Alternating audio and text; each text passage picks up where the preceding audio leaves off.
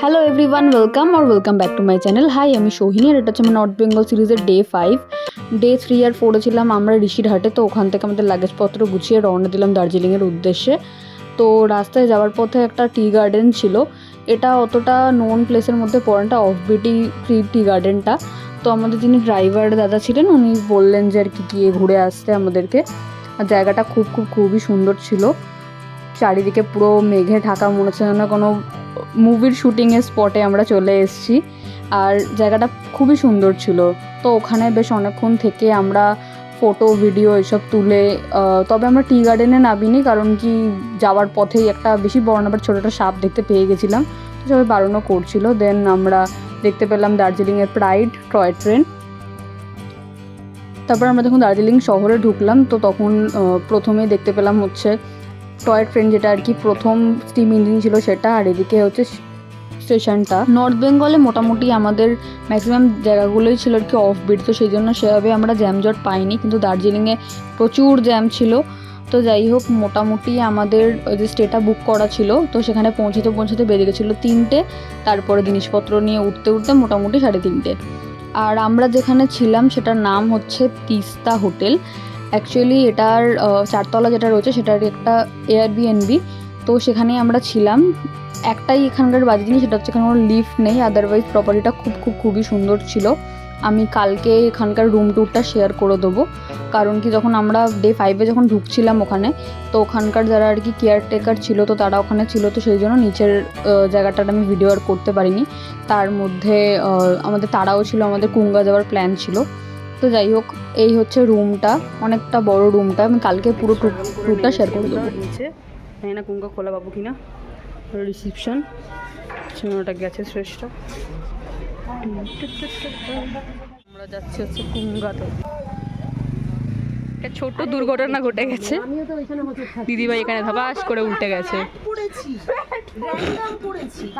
নিজেরাই হাসি দাঁড়িয়ে।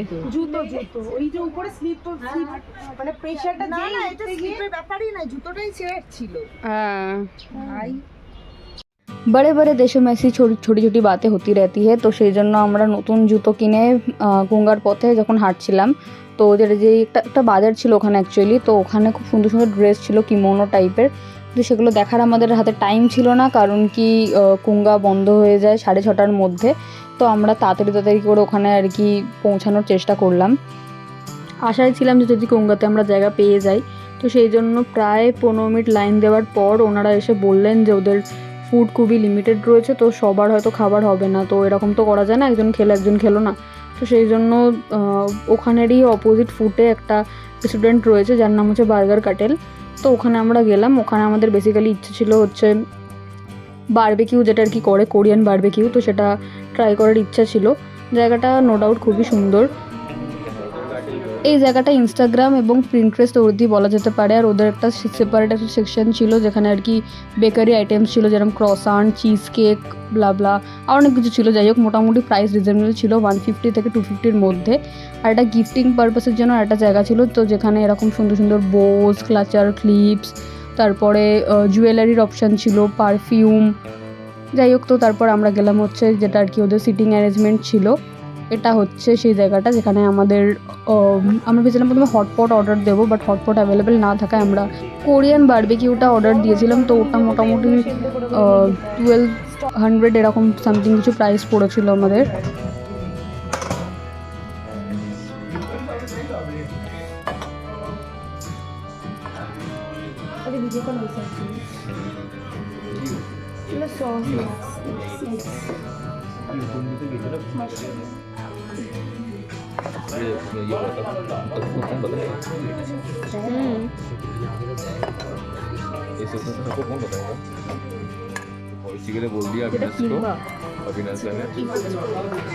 খাবারের টেস্ট আমার অ্যাভারেজ লেগেছে। যাই হোক, তারপর আমরা গেলাম হচ্ছে মল রোডে, টুকটাক জিনিসপত্র কেনার ছিল।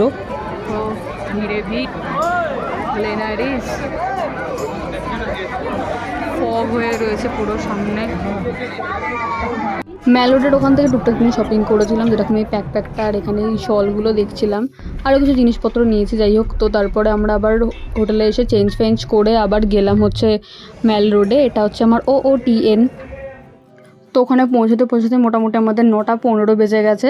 তারপরে যখন আমরা গেছি তো আমাদের প্রথমে ঢুকতে দিতে চাইছিল না, অনেক রিকোয়েস্ট করে বললো যে কোনো ফুড অ্যাভেলেবেল নেই, শুধু ওদের নিচে যে সিটিং অ্যারেঞ্জমেন্ট আছে সেখানে আমরা বসতে পারি। তো যাক, সেটাতেই আমরা রাজি হলাম। আর ভেতরটা খুবই সুন্দর ছিল। যারা গেছো আর যারা যাওনি, যাই হোক গেলে অবশ্যই নিচের এই সেকশনটা একবার ঘুরে এসো, কারণ কি নিচের জায়গাটা খুবই সুন্দর আর কি, একদম পিকচার ওর্দি বলা যেতে পারে। গ্লেনারিসে প্রত্যেক দিনই কোনো না কোনো ব্যান্ড প্লে করে, বাট আমরা যখন গেছি তখন অলরেডি সব কিছু বন্ধ হয়ে গেছে, তো সেই জন্য আমরা এবারে দেখতে পারিনি। নেক্সট টাইম যখন যাব অবশ্যই তাড়াতাড়ি যাওয়ার চেষ্টা করব এবং লাইভ মিউজিক এনজয় করার চেষ্টা করব।